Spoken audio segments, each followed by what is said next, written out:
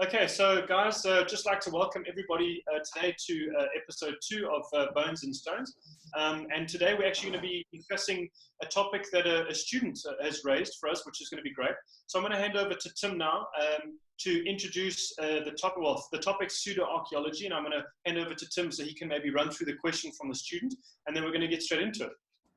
All right, yeah. So the student sent me a message yesterday asking us to chat a little bit about pseudoarchaeology and how it spreads so rapidly, and how so many people hear about it, believe in it, some of these ideas, and why we as archaeologists are not spreading the type of information that we collect and gather and produce, as well as some of these other researchers. The one person who came to mind for the student, at least, and for many of us, is Michael Dillingers' work, which is something I think we'll chat about today. And that's really the question the student had. So it's sort of a topic of discussion, and we've definitely spoken about it quite a few times as well. Okay, great. And Tim, I kind of understand that this is something that you lectured on quite recently at TUCS. It is. We did a lecture on it, or I did a lecture on it at TUCS.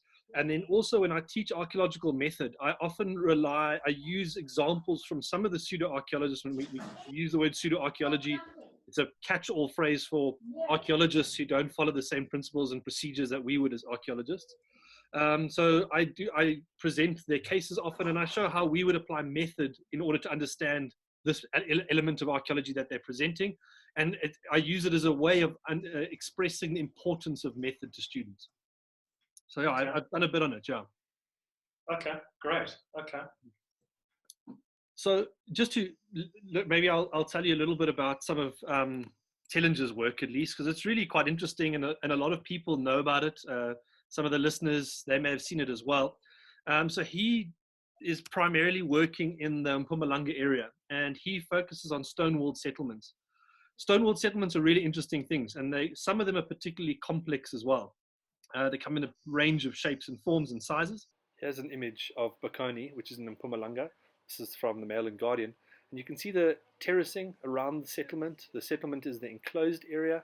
This terracing is for agriculture. And inside the settlement, you can see internal divisions and further stone-walled enclosures. Here's another image. This is from Karim Sada's work on the Sekebosrand at a place called Kweneng. This is LiDAR data. And again, you can see the nice enclosures with internal divisions, smaller enclosures, probably for cattle kraals, court areas, and residential spaces. And the types of stone wall settlements he's looking at are primarily around the Waterval-Boven area, but they span large distances, and they are what we would identify as settlements, but what he calls them, and some of the terminology I might not get 100% correct here, but that they're portals to other parts of the universe. So through the stone-walled structure, you're able to travel great distances through the universe. I believe he has dated them to 200,000 years. And he explicitly says on his website, actually, that they were not dwellings for people or for animals, which is the basic, archaeological conclusion. He says there's about 10 million of these stone circles in Southern Africa. And because of this heritage and history, this Mpumalanga region should be considered to be the real cradle of humankind. So there is also his famous site, is called Adam's Calendar. Adam's Calendar is a series of upright rocks and collapsed rocks that are on the edge of a cliff, which he's shown to align with certain celestial features, stars, Orion's belt, solstice, the rising and setting sun, things like that. There's a rock in the center, and if you connect draw a line from that rock to one of the rocks on the outside, it points towards the setting sun. This has been dated by him. So this calendar, he dates to 75,000 years, which is quite old. How he dated it is an interesting, it's an interesting method. Firstly, he used rock patina. So he looked at the patination of the rock and the deterioration of the rock, was able to determine that rock is about 75,000 years old. There's obviously a problem with that, because if you build a house with a 75,000-year-old rock, it doesn't make the house 75,000 years. The rock itself may have been exposed for 75,000 years, but this was verified by 3 independent psychics. So these methods, and looking at rock patina is not a method we use anymore. It's been discredited largely, I think. And the use of psychics is also something that we don't do in archaeology. So yeah, those are his sites, that these are portals to other parts of the universe, and that there's the 75,000-year-old calendar in Mpumalanga province. Tim, maybe just to get into perhaps the differences in opinion based on the interpretation of the features for that region. So I imagine there's obviously some important archaeological research that's been done in that area as well. Yes, yeah, there absolutely has been. It's one of the it's a site major complex called Bocconi, and I'm not a specialist in any of this, so it's not, I don't know it in as much detail as someone like Alex Skuman, who's been working there for many years, would. She's written a book with Peter Delius and Tim Maggs called Forgotten World. It's a fantastic book, and that's all about the Bocconi complex. Through their investigations, standard archaeological work that the three of us have done in other places, excavations, survey work, remote sensing, they've sort of studied these massive complexes that cover a huge area. There's extensive terracing of this landscape for agricultural purposes. Then you have the stone-walled enclosures with closures within that, generally recognized as kraals and calves kraals. The enclosures themselves are dwellings. Now, obviously, there's been many excavations of these. I know on Michael Tillinger on his website, for example, he says that it's through his groundbreaking work that we know about this. But the reality is that people have been studying stone-walled settlements since at least the 60s with Revel Mason's work. So these studies have been accompanied by excavations, and through those excavations, people have found artifacts, including ceramics, metal, beading, jewelry, various other ornaments that people use, middens where faunal remains and other deposit is left behind. Ash is often put onto those. In the kraal areas, they've established them as kraals because there is a presence of dung in many of these locations, which has also been studied. So through these archaeological excavations, there is very little question as to what these settlements were. There's a very good understanding of how old they were. These stone-walled settlements are pretty much all within the last 500 years as well, not the sort of 200,000 year period that's been suggested by Michael Tillinger. And if you think about that 200,000 year period and you put it into the archaeological framework, 200,000 years ago, we were in the Middle Stone Age. It's a period we still don't know a huge amount about. We have a lot more assemblages post-dating about 130,000 years. We don't know a huge amount about what's going on in the Middle Stone Age then. We're still learning a lot more. Homo sapiens had only been around for not that long. So to have these portals to other parts of the universe cropping up in Mpumalanga, it sort of doesn't seem to fit very well. So Tim, can I ask quickly? Yeah. We were sort of having a quick discussion about alternative forms of knowledge, about the need to recognize that the way we interpret the past is different depending upon your particular perspective. And there's a lot of debate surrounding the idea that academia in general sort of creates this knowledge foundation that is seen as very factual. And something like Michael Tillinger's work, while we wouldn't necessarily take it as credible in the academic sphere, it does have quite a popular following. So just in your opinion, quickly, is there any space for these two sort of forms of knowledge? Let's say one that's more factual, academic based, the other is more alternative. Can these things coexist? Do they have to sort of challenge each other or combat each other, or can they complement each other?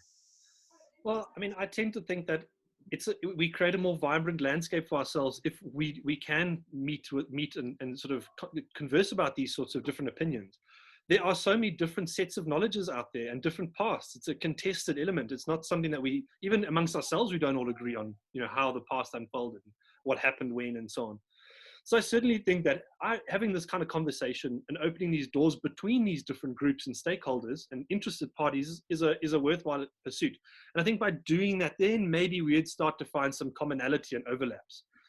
At the moment, the one issue, it seems, is that we're coming from very different perspectives as well. We're looking at the same thing. We're both talking about stone-walled settlements, but we're coming from totally different methods of understanding the past. As archaeologists, our attempt at least is to apply rigorous scientific method that's accepted, that's been tested, or we tested ourselves.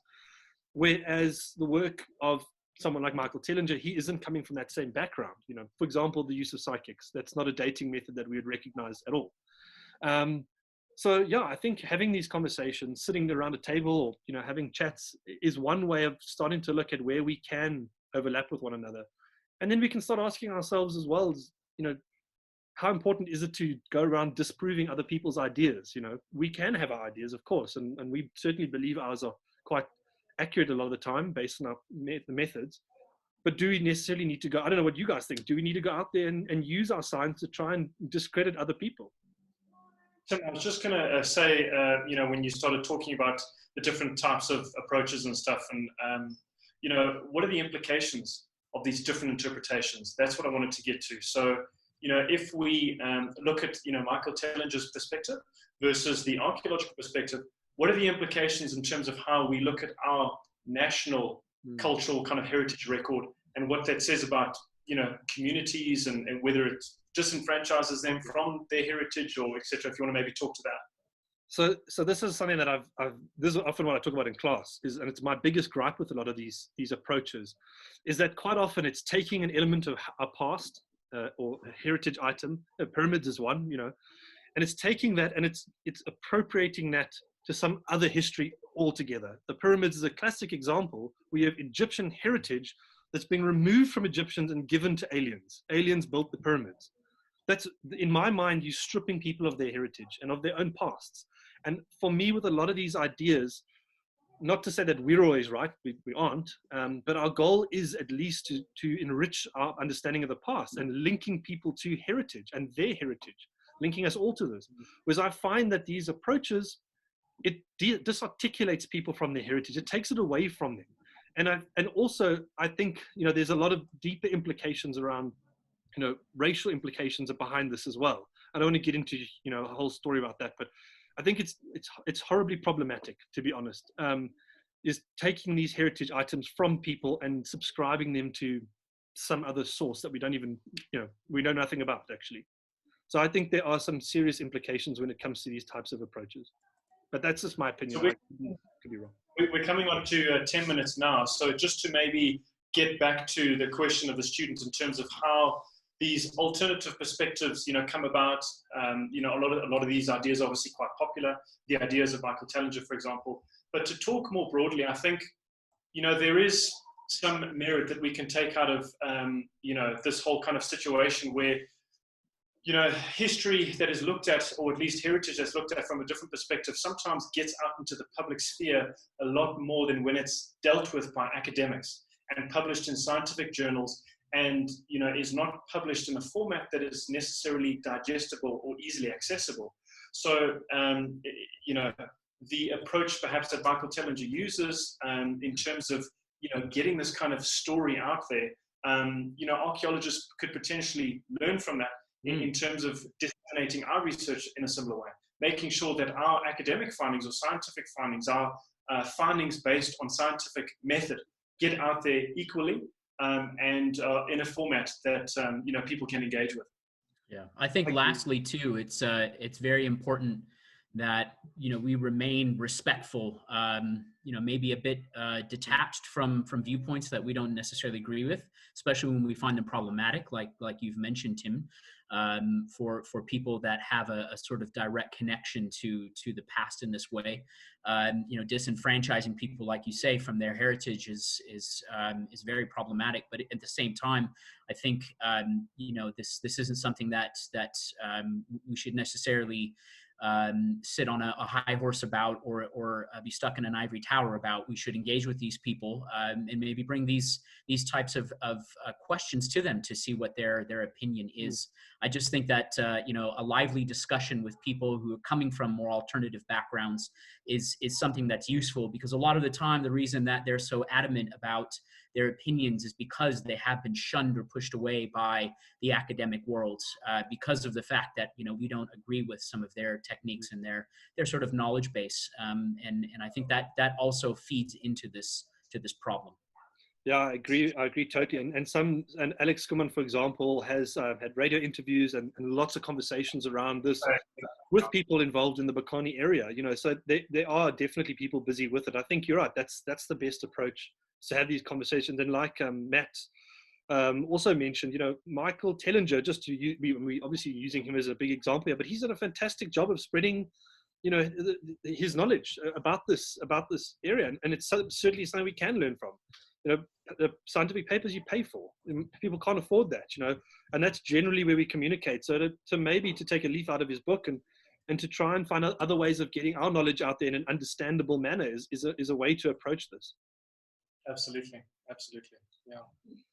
Okay, great. Well, I think that pretty much wraps up everything today. If you guys are happy with that. Great, yeah. Thanks, Matt.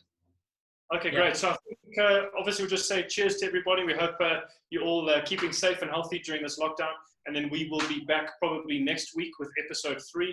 We've got some exciting plans, so we'll keep you guys informed for the next episode. So looking forward to it already.